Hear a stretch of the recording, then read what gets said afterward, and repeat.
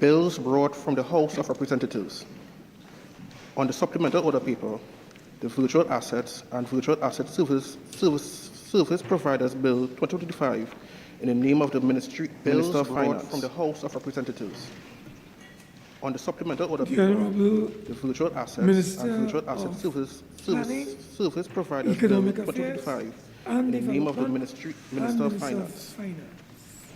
Mr. President, in accordance with Standing Order 621B, I beg to move that the next stage of the Virtual Assets and Virtual Asset Service Providers Bill 2025 be taken later in the proceedings. Mr. President, in accordance with Standing Order 621B, I beg to move that the next stage of the Virtual Assets and Virtual Asset Service Providers Bill 2025 be taken later in the proceedings. Providers Bill 2025 the question be taken later in the proceeding of the virtual. Those in favor say aye, and virtual. Those against say no. I think the ayes have it. The next stage of the virtual assets and virtual assets. Those in favor say aye. Providers those against say no. 2025 will be the next stage later of the virtual asset proceeding and virtual asset. Capers. The Honorable Minister of Planning, Economic Affairs and Development and Minister in the Ministry of Finance.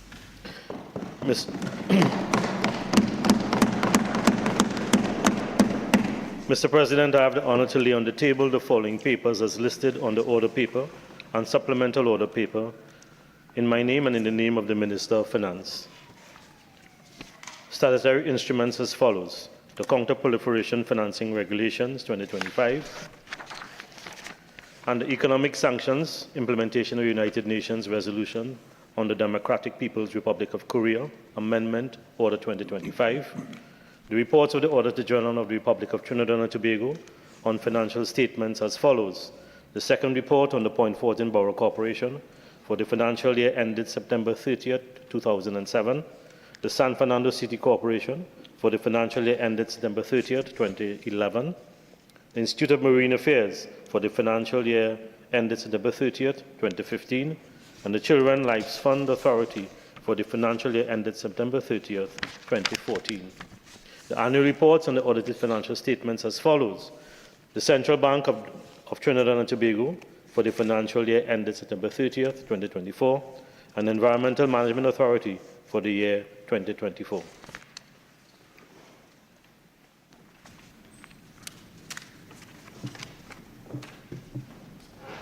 Okay. The Honorable Minister of Trade, Investment and Tourism.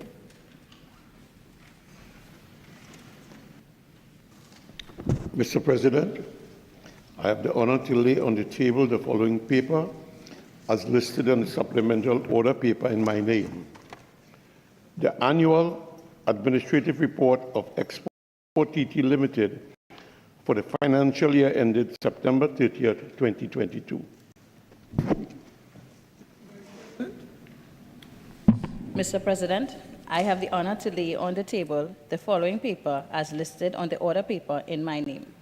Special Report Number 2 of 2025 of the Ombudsman Cases 2024-00198 Etal Administrative Injustice by the National Maintenance Training and Security Company Limited. Delay in payment of the retirement benefits.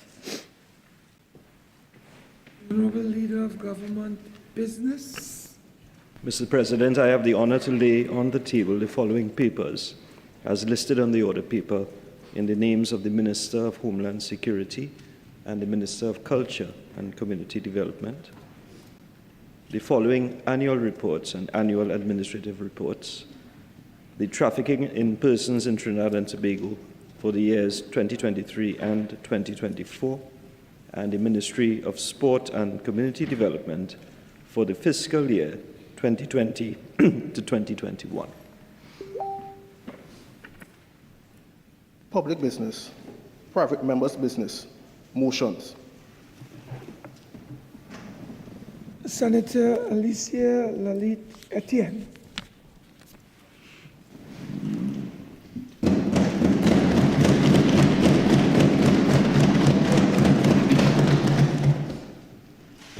Mr. President, honorable senators, visitors, viewing public, good morning.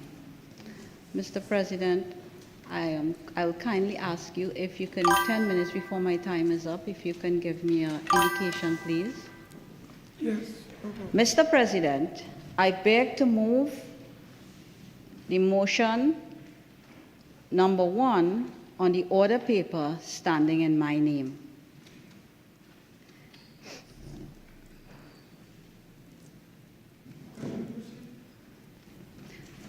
Legislation, the answer to equality. The once famous Mahatma Gandhi once said that the true measurement of a society can be found in how it treats with its most vulnerable members. In any culture, the laws reveal the ideals, the goals, the intentions, and the character of the legislators. And we as legislators come here today for a very important issue. What is disability? People might ask the question, what is disability? According to the International Classification of Functional Disability and Health, ICF 2001, disability is defined as any intellectual factors that would impair anyone from performing their daily duties.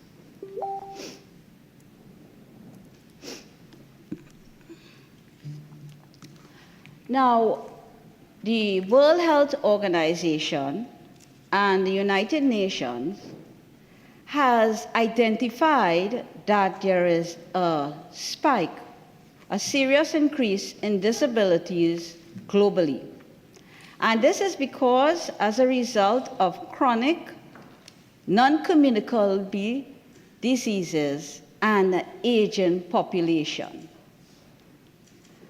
And what was identified also is that in developing countries such as Trinidad and Tobago, the rate of the increase of disabilities has heightened. Now, disabilities is a human condition. Anyone could succumb to a disability at any time in any stage of their life. It could be temporal or it could be permanent. It could be visual or non-visual. And you could face with it at any time. And when someone succumbs to a disability, what happens? They are faced with the startling reality that they cannot function as how they used to. And they are in need of special devices or adjustment to their workspace that would allow them to perform the duties that they used to perform. At present, there is over 1.3 billion persons worldwide affected with some sort of disability. And this constitutes the largest minority group in the world. Now, I would like to shift focus to a concept which is called ableism. Ableism has been enshrined in societies around the world. And it's a term that devalues people and causes discrimination. People's rights are taken away, and people are not treated equally. So this ableism, all right, is linked to, you have two models. you have the medical model. The medical model, which links to ableism, identifies that someone with a disability something is wrong with them. They detect that something is wrong with them and it needs to be fixed, or they need to have treatment. However, the social model views disabilities as a restrictions on individuals within a society. So having to think that you look at people under the eyes of the medical model, automatically you're bringing limitations to that individual. Because you will see that person and you will perceive them as how you perceive them. Your perceptions are influenced by visual encounters. So when you have visual encounters, immediately it affects the perception and it trickles to your behavior. We have to remember that someone with a disability, it's a way of life for us. For you all, it's a concept. So even though you would like to do good for the individual, that individual must contribute, must have a say, and must have a voice towards their development as well. In Trinidad and Tobago, well, the last CSO census report in 2011 identified that there were over approximately, 52,244 individuals that have disability. I reflect on what I said a little while ago with the rising and the increase of this prevalence of disability around the world. And I know this figure at this point, after so many years, is much more. And the reason for this is because of we went through, Trinidad and Tobago, the world went through a pandemic.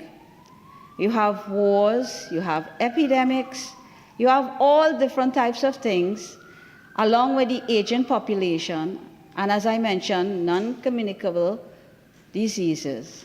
So I know that the percentage, which back then was 4% of our population, which was over 1.3 million, I know that has increased.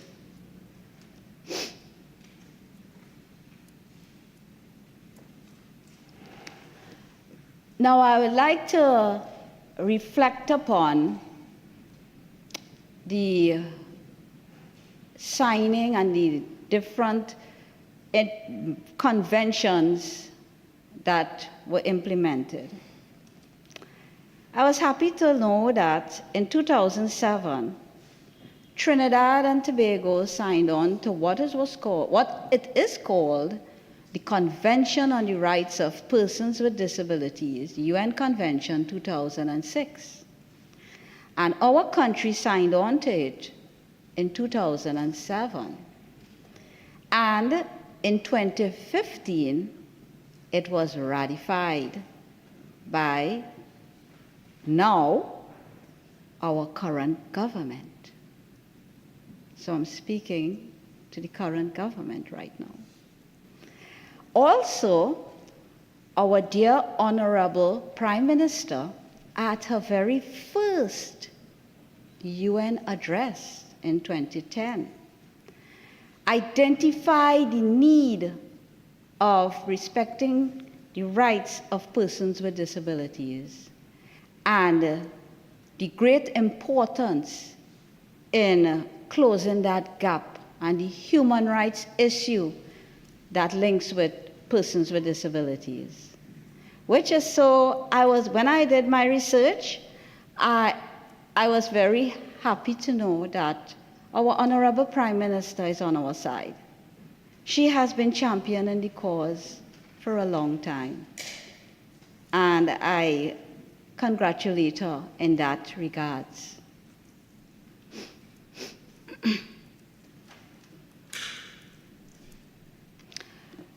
Now I'd like to go a little way back, historically. We have become an independent nation in 1962. At present, we are 63 years as an independent nation. And on the 1st of August 1976, we became a republic. So, 49 years one way, 63 years the other way, and up to this date, persons with disabilities, do we just deserve a policy? I don't think so, as the quote I just said from Mahatma Gandhi speaks to this. We don't just deserve a national policy. We have a right, just like any other person within this nation, this wonderful nation of Trinidad and Tobago.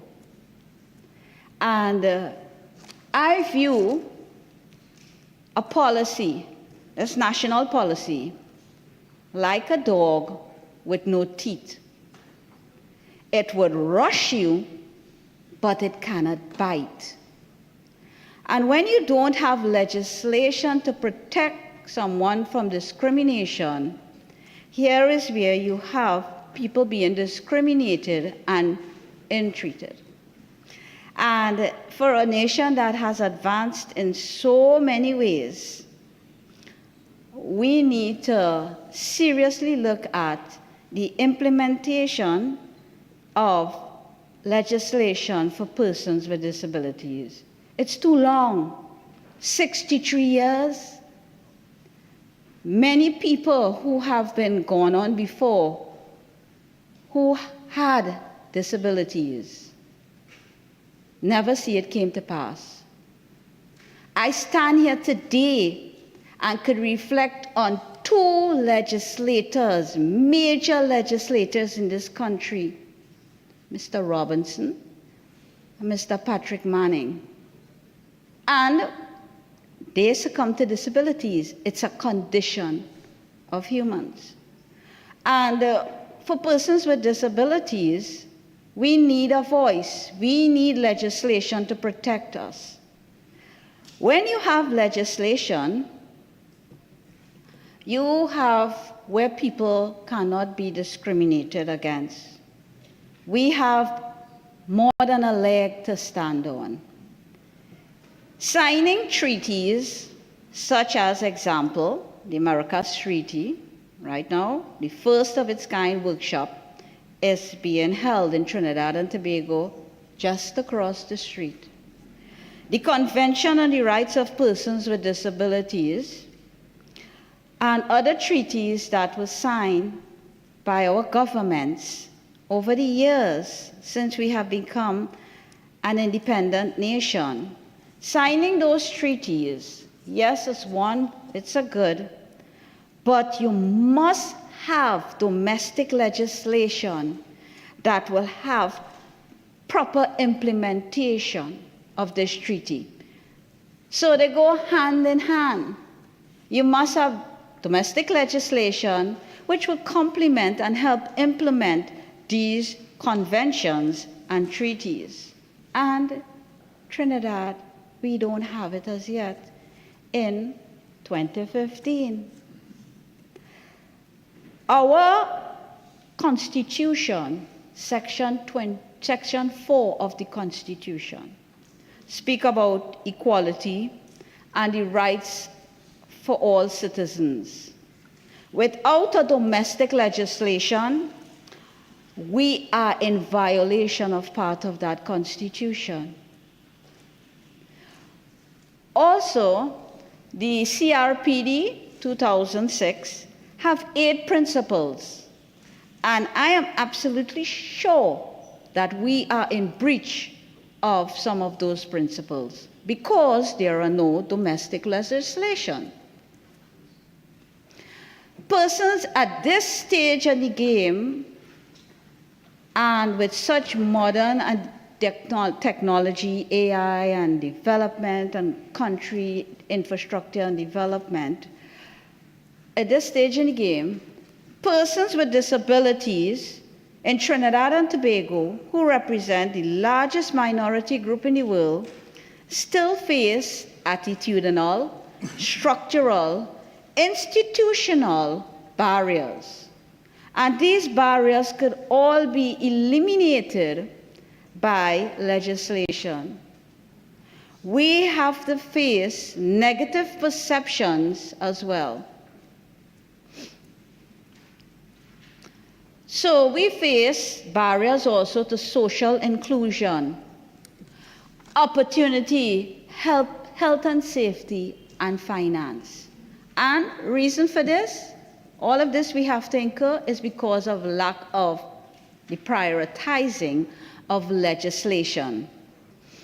Now, we have the national policy on persons with disabilities, and we have also the Equal Opportunity Act. And I had a seminar, and it was so sad to hear from one of the questions coming from the floor that we have the Equal Opportunity Act. There is no need for legislation for persons with disabilities. And it's like, why would you say that?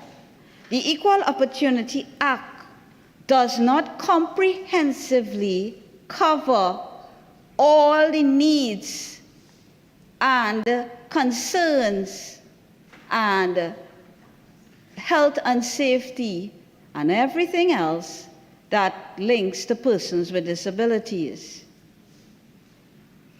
Now, the Equal Opportunity Act says there's equal opportunity for everyone in this country.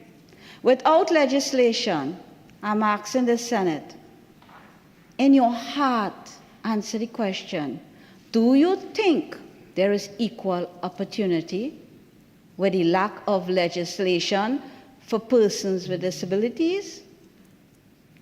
So you see how important it is to have legislation for persons with disabilities.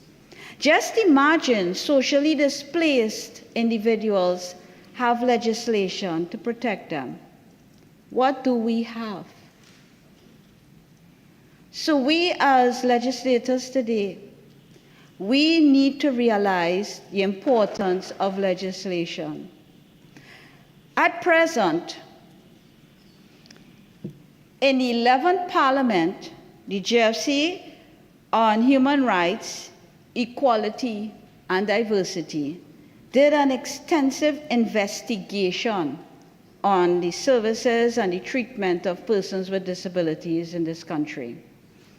And I would kindly ask the government to take a look at that report. That would help persuade us that this has to be prioritized. Yes, I know that there are a lot of priorities on the table for government, but please, this has to be a major priority for this government. We need to step up to the plate. Just imagine our Caribbean partners, Jamaica, St. Lucia, Guyana, the Bahamas. Countries such as these countries have already seen the need for implementation of legislation for persons with disabilities. We have also the Kingston Accord Treaty. We have the Patientsville Treaty 2013. Now these treaties, when CARICOM met, they realized in 2013 that there was a problem with how persons with disabilities in the Caribbean are treated. And they came up with the Patientsville Treaty. Now this Patientsville Treaty, one hand cannot clap. You need both hands. So in order for the Patientville Treaty to be properly implemented in Trinidad and Tobago, we need national legislation, domestic legislation, where it will be able to hold hands together. That's what we need as a minority group. Too long we have been left behind, and my voice would always be heard, championing the cause for this important agenda. I will not stop speaking until my time comes to leave this earth. We need all national legislation is implemented. When will the day come when a bill from this Parliament be assented and the seal of the President be placed on it? When will it happen? We cannot say, all right, next year. We cannot say we'll have it in a strategic plan, but it's a priority, but it's not a major priority. Voices of individuals that are victims to discrimination and ill treatment of individuals, citizens, family members, the system, the broken system for us, services. We need a legislation to protect us from discrimination, because just remember, this disability in a blink of an eye could happen to you. I can't say it could happen to me because it's already happened to me. So it could happen to you. It could happen to anyone in this Senate. And the shoes that I am walking in right now could be the same shoes that you will walk in sometime in the not too distant future. I'm not wishing it on anyone, but disabilities is not something that you welcome. It's something that you try to shy away from. And many people have non-visual disabilities where they will either be on medication or something, and they could perform their duties, but it is a disability. And the government needs to take heed to this, and for too long we have left behind. We are no longer wanting to be left behind. We want to be able to have legislation. We as legislators are at the crossroad whereby this legislative issue has been avoided or less priority or not put on the agenda. However, presently now, there is a need to put the creation of legislation for persons with disability to the forefront. We no longer want to be left behind. We no longer want to be treated in a way whereby people give us what they feel to give us or they think what is best for us. We know what is best for us. We accept the contribution and ideas from persons, non-disabled groups and individuals, but we as persons with a disability, living with a disability, we could champion, and we know how it feels. We can champion the cause, and it's a priority for us, and we need the government to put it on their agenda. I know it's in the heart of the Honorable Prime Minister, and she publicly stated it to the world in 2010. And now is as words need to be put into action. I, Senator Etienne, beg to move.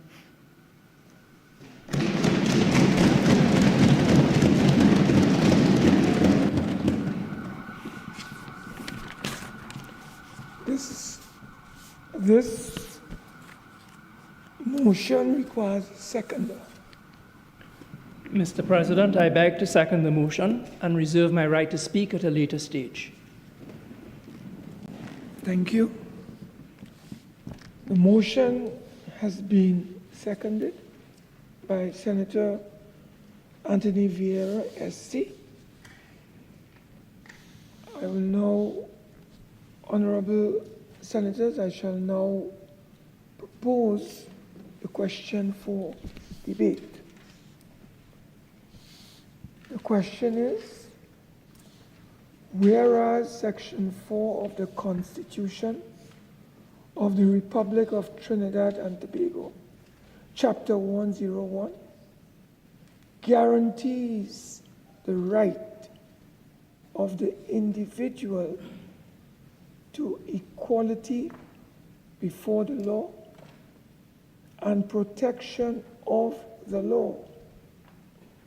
The right of the individual to equality of treatment from any public authority, to the enjoyment of property, and to the freedom of movement. And whereas the Equal Opportunity Act, Chapter 2203, prohibits discrimination on the basis of disability and places a duty on public authorities to ensure equality of access to services and facilities.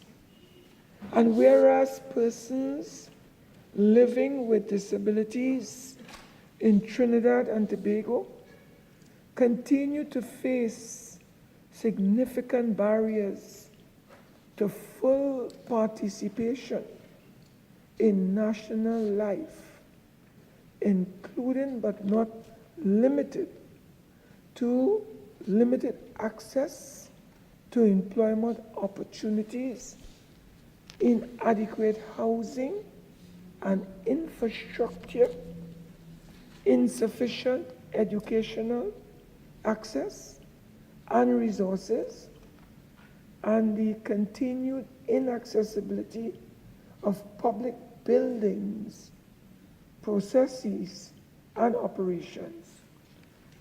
And whereas these barriers result in social and economic exclusion, contrary to the principles of equality and non-discrimination enshrined in the Constitution and the Equal Opportunity Act, be it resolved that this Senate call upon the government to table in Parliament within the next 12 months a comprehensive national strategic plan inclusive of a legislative framework to eliminate these barriers to social and economic exclusion, thereby enabling all persons to participate fully in public life with dignity and independence. I recognize the Minister of the People, Social Development and Family Services.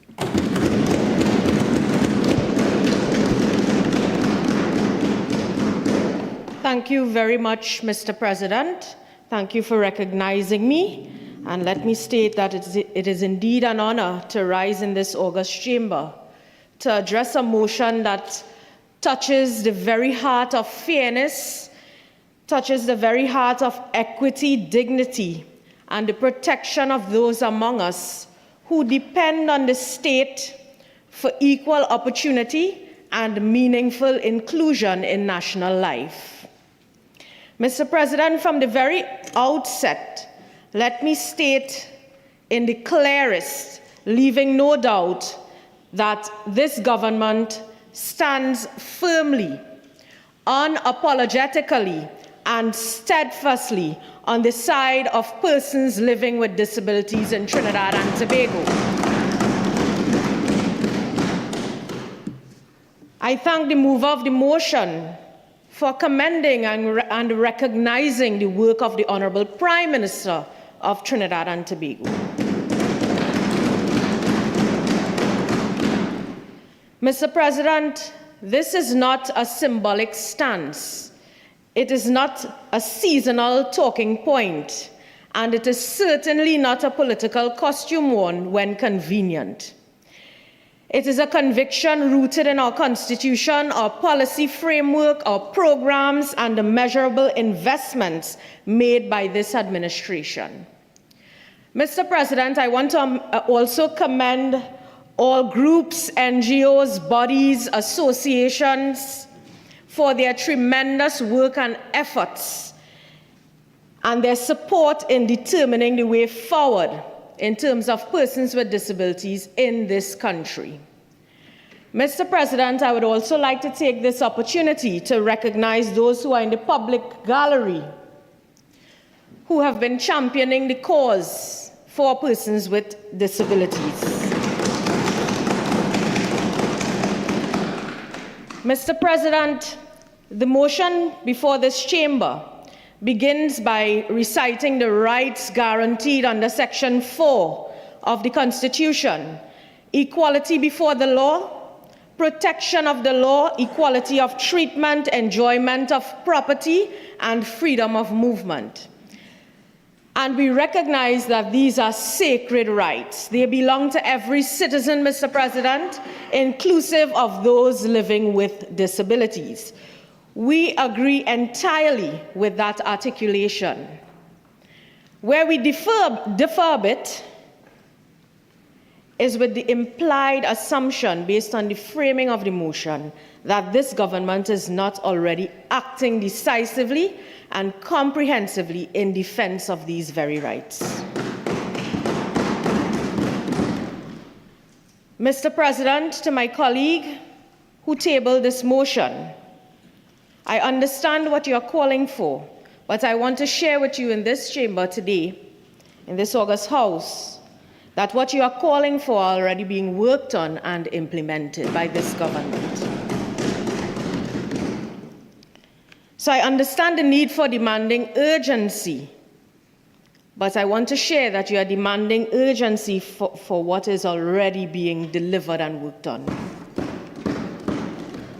Mr. President, we certainly cannot pretend that this administration is beginning at zero, when the facts show that we have been building, we have been reforming, and transforming disability support systems from day one when we took office.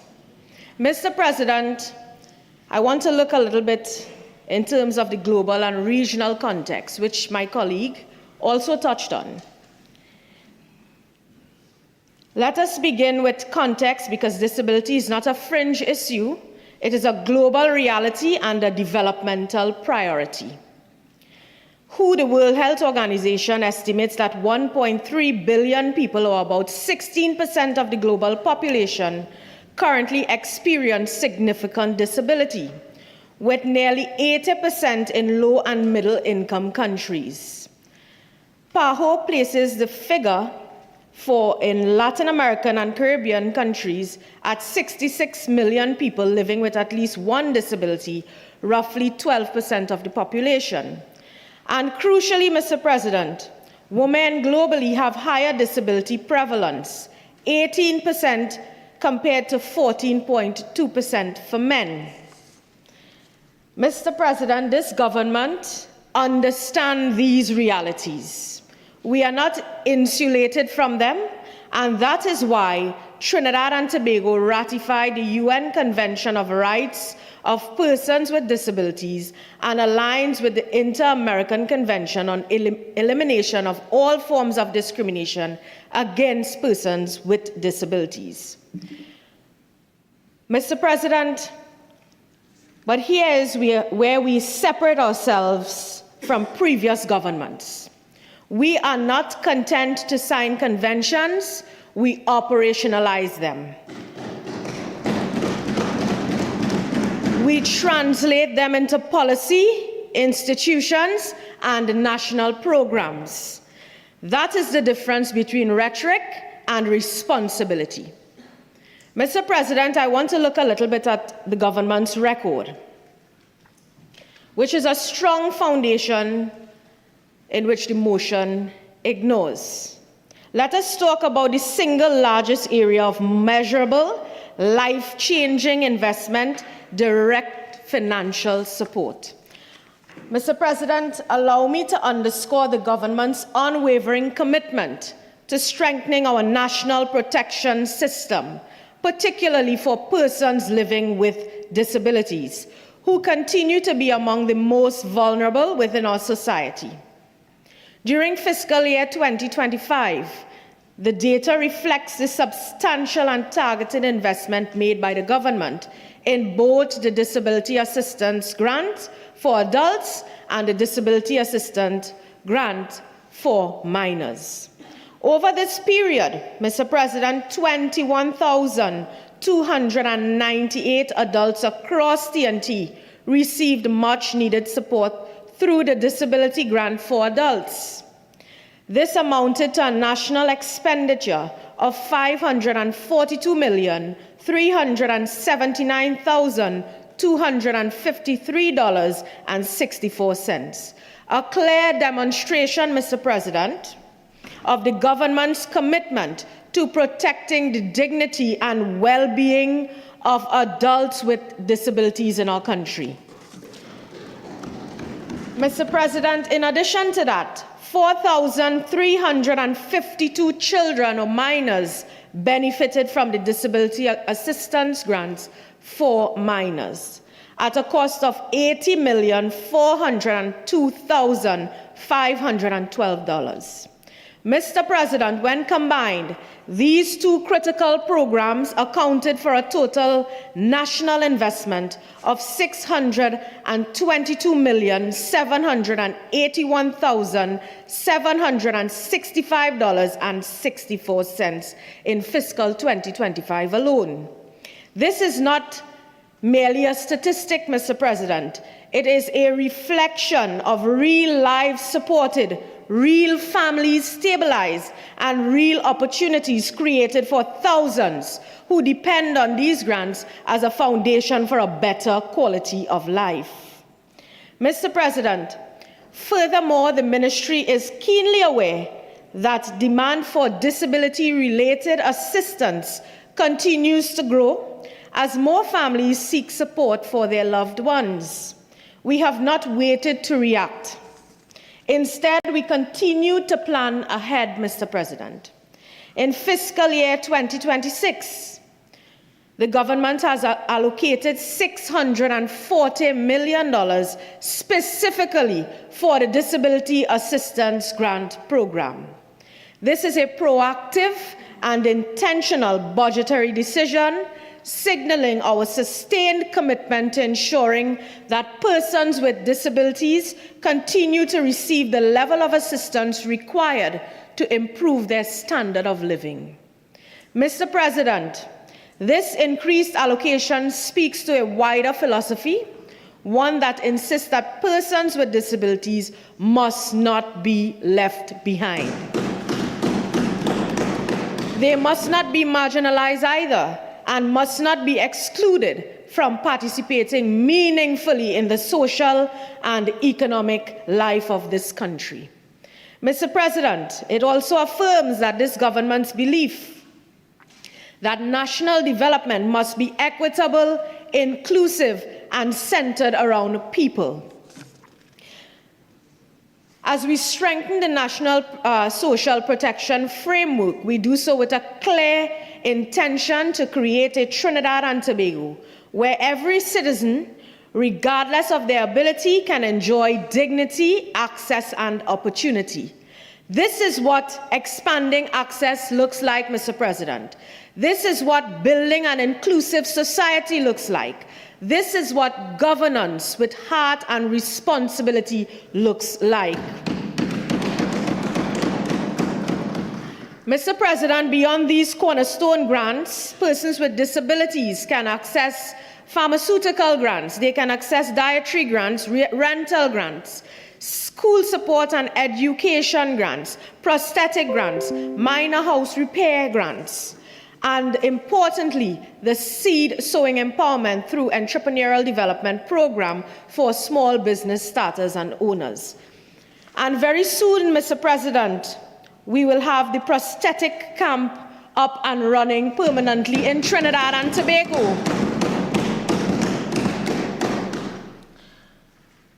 Mr. President, we understand that the means test, though, when it comes to these grants, despite the fact that the disability grant, it does not require the standard means test, these grants that I just mentioned, which can add to persons living with disabilities, their development, these grants, you have to go through the means test. So we understand that the means test is mean, and the former government did nothing about it, Mr. President. In this regard, the Cabinet in July 2025 agreed to the establishment of an interministerial committee to review and make recommendations on the current structure, underlying assumptions, and methodology used in the ministry's standard means test. Mr. President, this decision represents an urgent and necessary intervention to ensure that the standard means test remains relevant, equitable, and responsive to the prevailing socio-economic conditions of our country.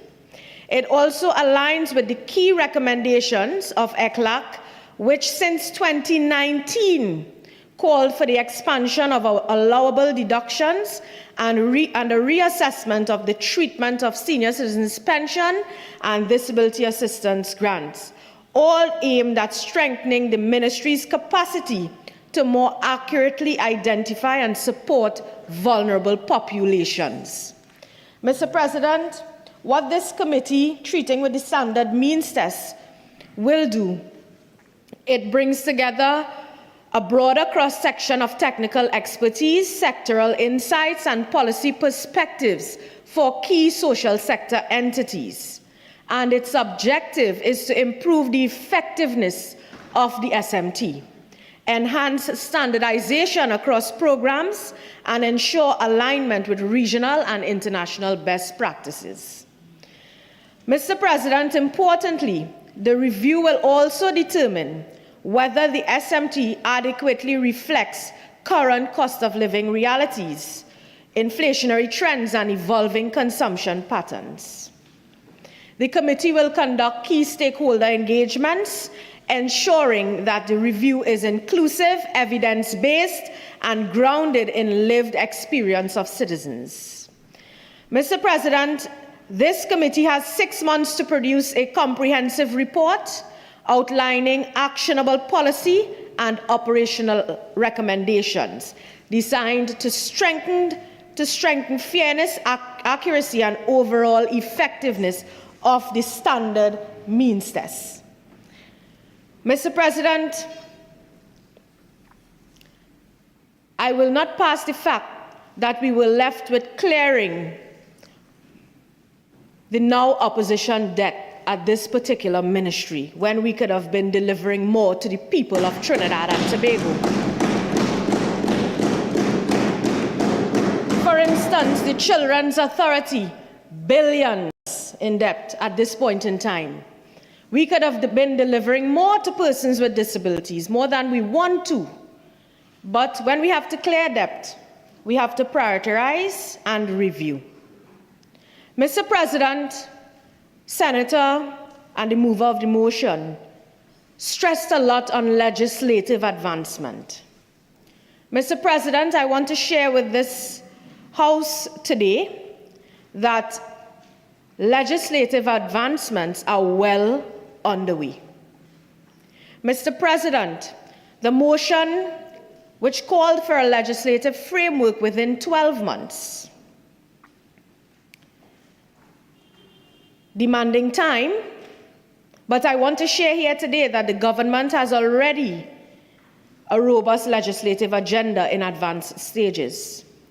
Mr. President, we are looking at the Persons with Disabilities Bill. We will not do like others before and allow the bill to lapse and go into an election. Mr. President, the objective of this bill is to ensure that such provisions align with international standards outlined by the United Nations Convention on Rights of Persons with Disabilities. Furthermore, Mr. President, the bill will assist in promoting social inclusion and equal opportunities, aiming to create an environment that fosters accessibility, integration, and full participation of persons with disabilities. The bill will also assist, Mr. President, in reaffirming Trinidad and Tobago's commitment to the SDGs, the Sustainable Development Goals, particularly those focused on disability rights and universal access to sexual and reproductive health services by 2030. The bill will also assist, Mr. President, in providing greater visibility to disability issues and ensuring that the intent of the UNCRPD is reflected in the development and implementation of public policy and legislation. The bill, Mr. President, will also assist in improving the delivery of services to persons with disabilities. It will also assist, Mr. President, in enabling the participation of persons with disabilities in decision-making and implementation of important measures within the different institutions in society. Mr. President, this is not conceptual. It is drafted. Work has been ongoing on this.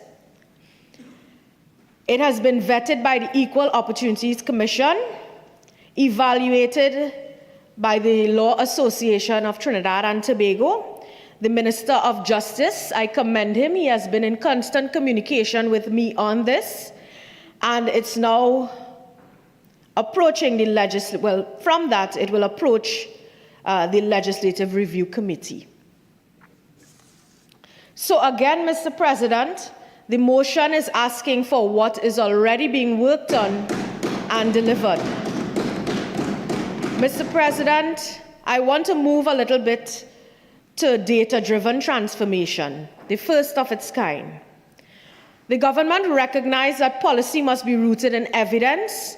That is why we developed the Integrated Social Indicator Registry of Trinidad and Tobago, ICIRT. The ministry has been working on developing an integrated social indicator registry of TNT, which is intended to be a transformative tool for improving identification, assessment, and support to populations such as persons with disabilities in Trinidad and Tobago. Mr. President, the registry will capture detailed disability-related information, such as date and source of diagnosis, cause and degree of disability, functional limitations, use of assistive devices, and access to therapy. Mr. President, this is social policy for the 21st century. It is the largest, most comprehensive disability data initiative ever undertaken in Trinidad and Tobago.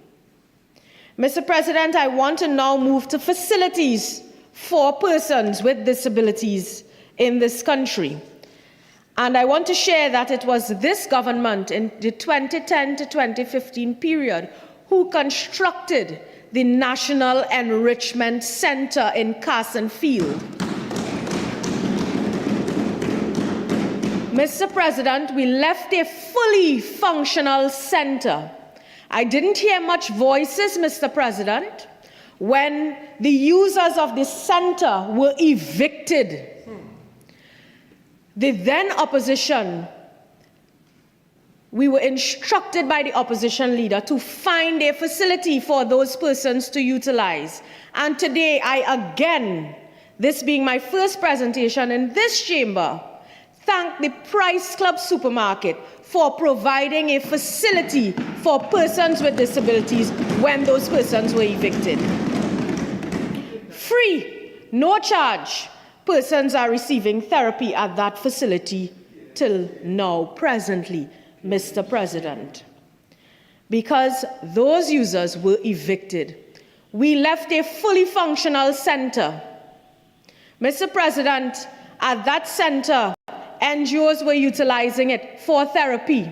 They were evicted. At that center, NGOs were engaged in the caretaking program, which was delivered by our government under the URP program, where parents of children with cerebral palsy were given a stipend because they could not go out and work to take care of their children. Scrapped program. I heard nothing about that for 9.5 years, Mr. President.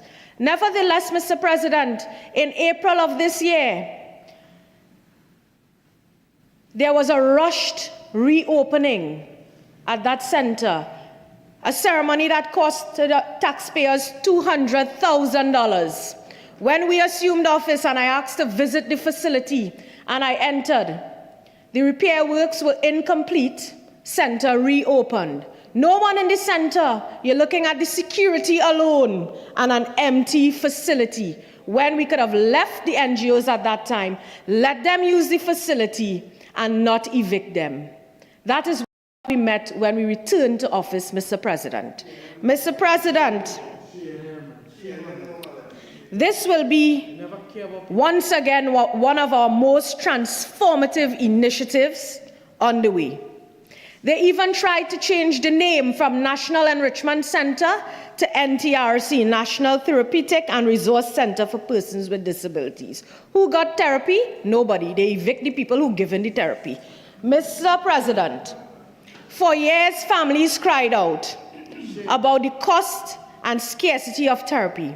Under previous regimes, parents had to choose between paying for therapy or paying rent. Some had no choice at all. They simply went without. This government is changing that. In fiscal year 2025, the Ministry of the People, Social Development and Family Services advanced its ongoing efforts to operationalize the NTRC for persons with disabilities. This means that people will be in there and the center will be fully functional, Mr. President. We will be reaffirming the government's commitment to providing comprehensive therapeutic services and support for individuals with disabilities, with a focus on children with disabilities in the first phase.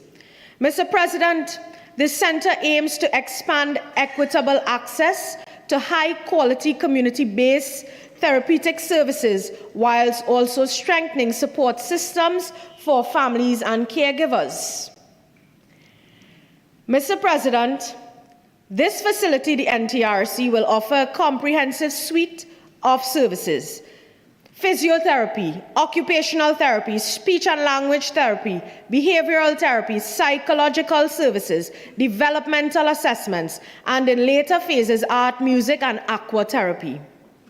I want to touch a little bit on therapy via the creation of a new budgetary line item under this present government for this fiscal year. Mr. President, in September 2025, the Cabinet of Trinidad and Tobago agreed to the creation of a new budgetary line item under the Ministry of the People, Social Development and Family Services to operationalize and support the effective delivery of therapeutic services at this particular center. Mr. President, the sum of $4 million was allocated in the 2026 draft estimates of recurrent expenditure towards the provision of these therapeutic services.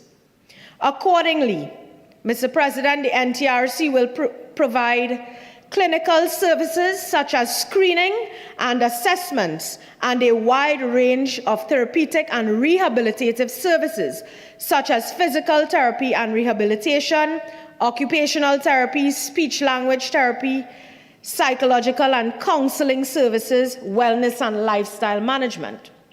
Mr. President, in line with this objective, the Ministry of the People, Social Development and Family Services engaged in high-level discussions with the Ministry of Health in July 2025 to explore the establishment of a specialized clinical and therapeutic service at the facility.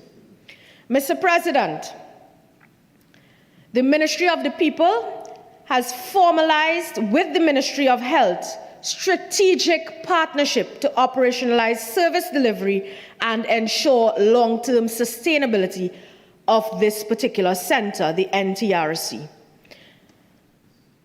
Mr. President, what will happen here at this facility is a memorandum of agreement and a supporting working document will establish the governance framework, operational protocols, and mechanisms for clinical oversight and service integration. Mr. President, today I report to your House, commencement of services at the center is set for the 1st of December 2025. Mr. President, I also want to put on the record that the MOA, Memorandum of Agreement, for the above, which I just stated, was signed by both permanent secretaries on Friday, November 21st, 2025. Therefore, this, Mr. President, is not mere old talk. This has already been actioned. Your government, Trinidad and Tobago, working for you. Mr. President, no motion prompted this. The need did. Because in opposition, we didn't sit and blah, blah.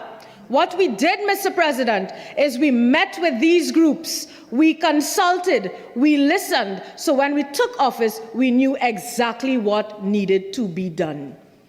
Mr. President, this government has responded. Ministry of Health will be at that facility, as I just mentioned. Therapeutic services will also be available at that facility. We have allocated $4 million, so parents who cannot afford therapy, it will be provided for by this government of Trinidad and Tobago. Mr. President, accessibility, digital inclusion, and public awareness. We are not only fixing systems, we are transforming environments. I want to touch a little bit on TAT subsidized mobile device initiative, which ensures persons working with disabilities have access to digital tools. We also have school sensitization initiatives on disability awareness and inclusion. In September 2025, the DAU, Disability Affairs Unit, launched the School Sensitization Initiative on Disability Awareness and Inclusion, aimed at promoting disability awareness and fostering inclusive practices across primary and secondary schools in Trinidad and Tobago.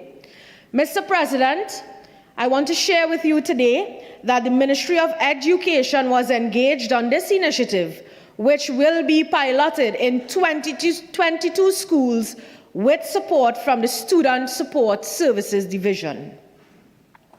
In collaboration with the Child Affairs Unit, the inaugural school sensitization session was held at the Barataria North Secondary School on 16 September 2025. 51 Form 3 students attended the session, received information, and participated in interactive activities geared towards raising awareness about various disabilities and reducing misconceptions about persons with disabilities. Mr. President, this initiative seeks to educate students from an early age on the values of equity, empathy, and respect, with a focus on increasing understanding of persons with disabilities. Mr. President, I want to touch a little bit on sign language educational video series. In line with efforts to promote inclusive communication and support for persons who,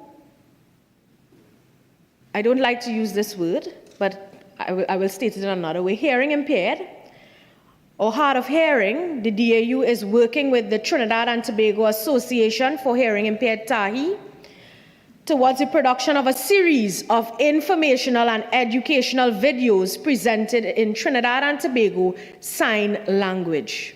Mr. President, when I got into that office on St. Vincent Street, this was one of the issues raised with me by one of our groups, the challenge with sign language. And as a result of this, the Disability Affairs Unit, they are working with TAHI to ensure that we have a video series presented, which is aimed at familiarizing ministry staff and the wider public with key sign language concept. This project, Mr. President, is expected to reduce the communication barrier between members of staff and members of the general public by equipping staff with the mechanisms to communicate with clients. Mr. President, I want to touch a little bit on accessible housing for persons with disabilities, because I have other colleagues who will go in detail on this particular matter. From the ministry's level, in July of 2025, a high-level meeting was held between the Ministry of the People and the Ministry of Housing, fostering collaboration in the provision of accessible housing for persons with disabilities. This meeting was followed by a site visit to prospective housing options and further collaborations on housing designs and policy direction.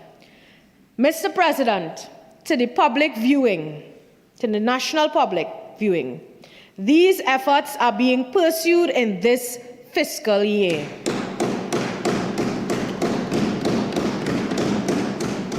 Because, Mr. President, accessibility is not a slogan, it is an ecosystem, and this government is building it relentlessly. Mr. President, I want to touch a little bit on accessibility to services from the government of the Republic of Trinidad and Tobago. When we assumed duty, we were faced with a huge backlog in terms of receiving responses from NIBTT and the Immigration Division. It was left there. It went to over 6,500 requests from the ministry to these entities. Mr. President, with hard work and dedication to the efforts, and I commend members of the Ministry of the People, the staff, the permanent secretary, for the work done to ensure that in just one weekend, we were able to clear that backlog of over 6,500 requests with the NIBTT. Several of these requests would have impacted disability assistance grants for adults and minors. Some persons waiting 1 year, 2 years, 3 years, Mr. President, but the dedication to ensure that we have an inclusive society, to ensure that persons with disabilities are able to meet their needs, not their wants, their needs. We ensured that that backlog was cleared, Mr. President. Thank you, Mr. President. Mr. President, I now move to NGO partnerships, sustaining a national network, which is our aim. The Ministry of the People, we have also been providing one-off grant funding to NGOs because we recognize, Mr. President, the need for civil society. We recognize the need for NGOs and institutions such as the Blind Welfare Association, etc. Initiatives have been supported through this NGO partnership, one-off grant system,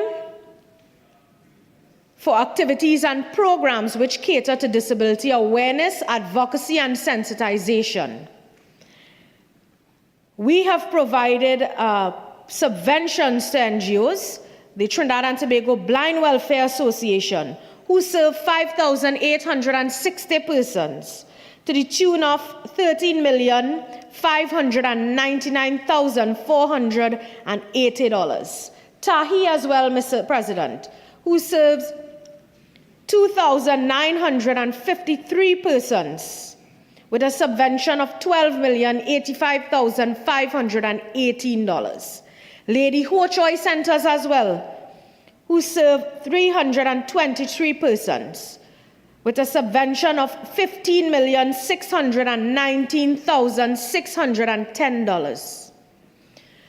Mr. President, apart from that, NGOs who apply for one-off grants, as I just mentioned, would have and have been receiving one-off grants to support advocacy, to support awareness in terms of disabilities. In the last week, I believe we gave two entities one-off grants to support their initiatives. Mr. President, I want to move quickly to an inclusive sporting arena. In September of this year, Cabinet agreed to the design and construction of an inclusive sporting arena to supplement the National Therapeutic Center in Carson Field. Mr. President, this complex is intended for competitive and elite sport. Mr. President, at this point in time, we have received the funding for the design of the facility, because if you look at majority of our sporting facilities in this country, it is not accessible for persons with disabilities. You have the Special Olympic Committee of Trinidad and Tobago who are doing a fine job, fantastic job. I attended one of their events, my parliamentary secretary as well. We attended, it's the first time they are seeing government officials attending their events, first time. And they have no proper facility for the level of work they are doing. So in collaboration with NGOs, etc., Mr. President, this government will initiate a sporting arena for persons with disabilities. The first ever in this country by a government of Trinidad and Tobago. So, Mr. President, as I conclude,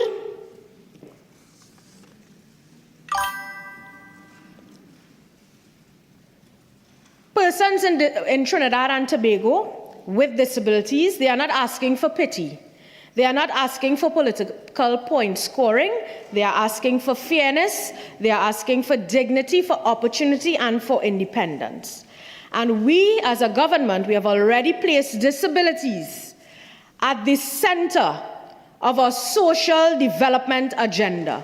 We have been investing, we have been building, developing, launching national programs and strengthening institutions, and we have also been empowering NGOs. They could say, how much they want. We know the facts, and the facts speak for themselves. Mr. President, this government is a government of compassion, competence, and conviction in continuing the work to build Trinidad and Tobago. We support the spirit of inclusion, but we will not ignore the fact of the magnitude of work already done by our government. We acknowledge all our citizens who are living with disabilities. Yes, Mr. President, we acknowledge all persons living with disabilities. We recognize their efforts and work, and we will continue to work in their interests as the government of the Republic of Trinidad and Tobago. Mr. President, I thank you.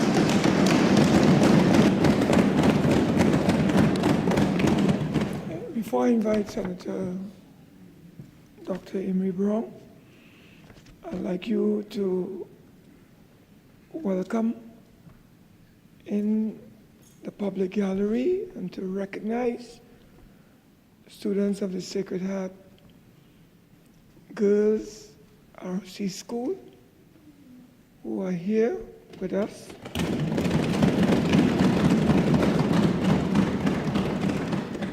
I just want to also advise honorable members that these students will be performing in the Parliament Rotunda at around 12:30 p.m., bringing the season of goodwill and peace through songs. So we invite members to join and to witness those young people bring joy on this very important occasion. So welcome the children. I recognize Senator Dr. Amory Brown.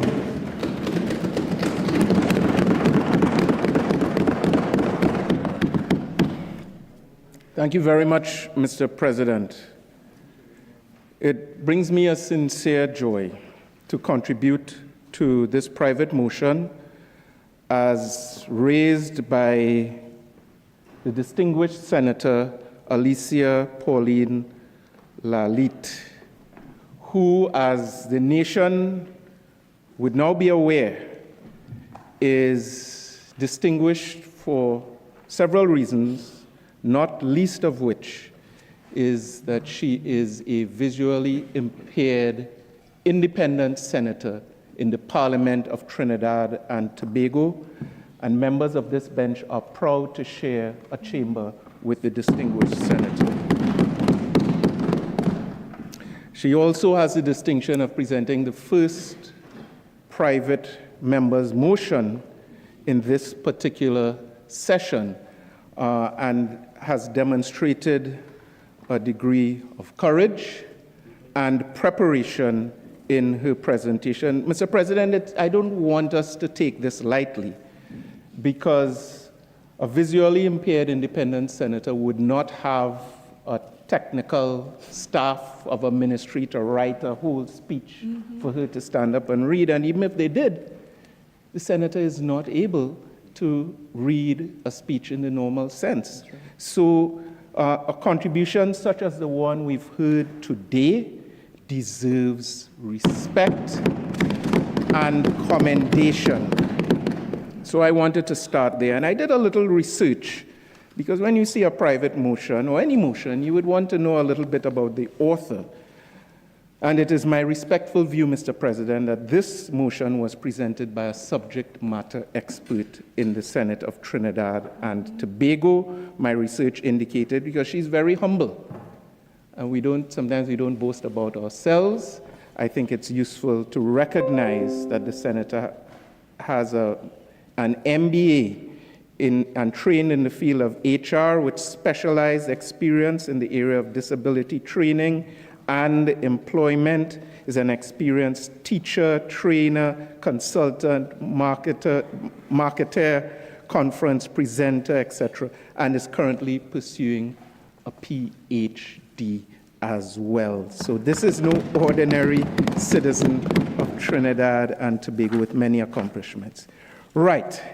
So, Mr. President, we have a motion, and if you listen to the minister from the lower house who joined us here today, you might have forgotten what the intent of this motion is. I don't think the senator from the piloting, the presenting, had an intention to initiate a partisan skirmish across the floor. And Mr. President, it is my view that this debate is an opportunity for the Senate to come together on a matter that touches every single one of us and our families as well. This is about Trinidad and Tobago.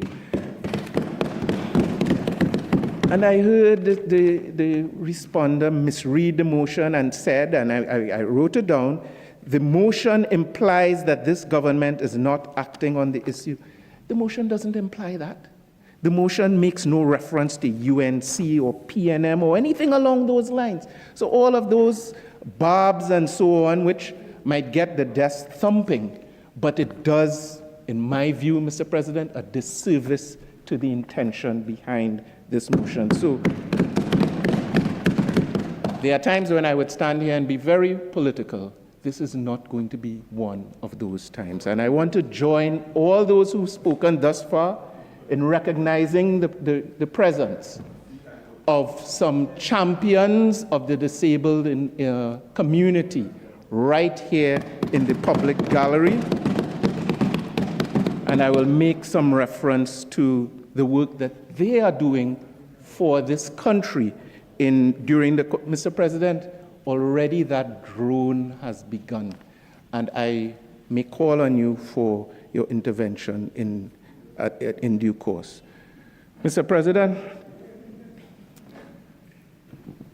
I too am getting the feedback. So could we allow the senator to speak in silence? Continue. thank you, Mr. President. So, if I had to summarize the issues I find in the presentation by the Honorable Minister, it would be this. And I could get into detailed criticism, but I won't. The major issues I find would be, one, it was based on a charity model. Now, what does that mean? That's not an insult to the minister, but it is a reflection of, sometimes it's the technical staff, maybe from the Disability Affairs Unit or other arms of a ministry, who, when called upon, will produce some of the same material year after year. And unfortunately, the model that we've been rooted in, and which I believe this motion is pointing us away from, is that charity model. What is that comprised of? It's comprised of a recital of grants. So we gave X amount of grants, and you add up the total per month and per year, and this is an investment. Mr. President, every single administration oversees and supervises the disbursement of grants such as the Disability Affairs Grant, the Disability Grant, Special Child Grant, and those other grants. I have yet in my research to identify an administration that has taken steps to reduce any of those grants. So to spend all of that time boasting about things like grants and subventions, using figures that, to be frank, are largely comprised of expenditure that occurred under a former administration, again, it does not move us forward in the contemplation of this motion. So that was really a large contribution rooted in the charity model. So the Treasury, we're expending money basically in the same fashion as we go forward and expecting better results. The second challenge I have with the response, Mr. President, is that it is still rooted in a silo approach. That did not originate with this minister. That's a challenge we have across the public service. But there are some cross-cutting issues that societies face that require a multi-sectoral approach. It is my respectful view that this is one of them. And I listened very carefully to Senator Alicia, and that was part of her premise as well. So you would hear the minister saying, I had a high-level meeting with the Minister of Housing, as a boast, but that is a symptom, silo approach, where progress requires two ministers to have a meeting, as opposed to being able to work as a government and a society on a strict implementation of a strategic plan. And the refrain kept being offered over and over again. We are already at work. Well, then why would there be a hesitation for the preparation, the tabling, and implementation of a comprehensive national strategic plan to be presented in the Parliament, inclusive of a legislative framework? I did not hear any rebuttal, refutation, or content that would substantiate the government's apparent inclination not to support and contribute the development of such a plan. And Mr. President, we've embarked on such efforts before in Trinidad and Tobago. I can say to you with all humility that in a former iteration, I was part of the development and implementation of this country's national strategic plan on HIV and AIDS from 2004 to 2008. It was the first of its kind. And why did we Why did we go about that as a nation? We did so because we recognized that a silo approach and a charity model were not bringing us the results that we needed. And so it wasn't rocket science, and the same thematic areas can apply here. So there was prevention, and I think we would all acknowledge that prevention in the area of disabilities is also important, because you could spend half of your treasury on grants and subventions. The sad truth is the ranks of the disabled are increasing every single day. And that's a challenge for us who might seem able-bodied and able-witted and so on. But even members of the disabled community are very passionate about prevention, because it's also in their interest to ensure that the country is as healthy as possible and scarce resources can be utilized toward national development. So prevention is important. We see diabetes. I see a colleague pointing, so I'm not going to steal any thunder from a physician, practicing physician. I'm not a practicing physician at this moment.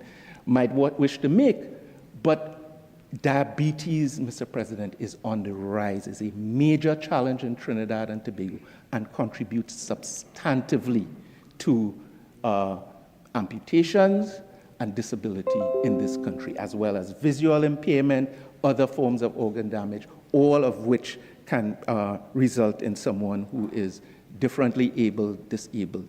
We have an aging population, and the obvious would apply. There are senators here who have different levels of disability. Some of us, if we take off our glasses right now, we don't know whether we're in the lower house or the upper house, or home. That's the truth. There may be senators, I don't know, who might have a hearing impairment or something else. And as we get older, these things simply become more prevalent. So this is not a political issue and rising sun and Balizé. This is a national challenge. And in dealing, my premise, inspired by this motion, in dealing with such a cross and pervasive national challenge, a national strategic plan can only assist Trinidad and Tobago. So I heard no refutation whatsoever, and maybe subsequent contributions will take us a little more into the contemplation of the government of Trinidad and Tobago. So the minister painted a very rosy picture, said the motion ignores the reality. I don't think the motion ignores the reality, Mr. Speaker. I really don't think it ignores the reality, because even as we were reading that the speech from the technocrats, which I respect, and worked with some of them in the past in the ministry, they're excellent. Even as those words are being presented on the Hansard, we have persons with disabilities who are unable to stop a taxi or a maxi because these vehicles pass them straight.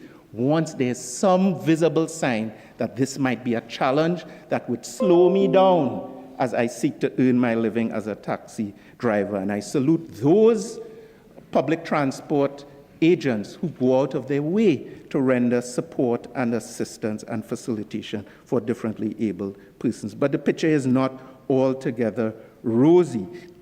As we speak and paint a rosy picture, there is abuse taking place in institutions, some of which cater specifically to differently abled persons who are very, very vulnerable, Mr. President, and in homes as well. Because it's one thing to share a few moments saying hello on the bus or an airplane with someone who might be obviously differently abled. It's another to have to render care or support for decades. And sometimes mental health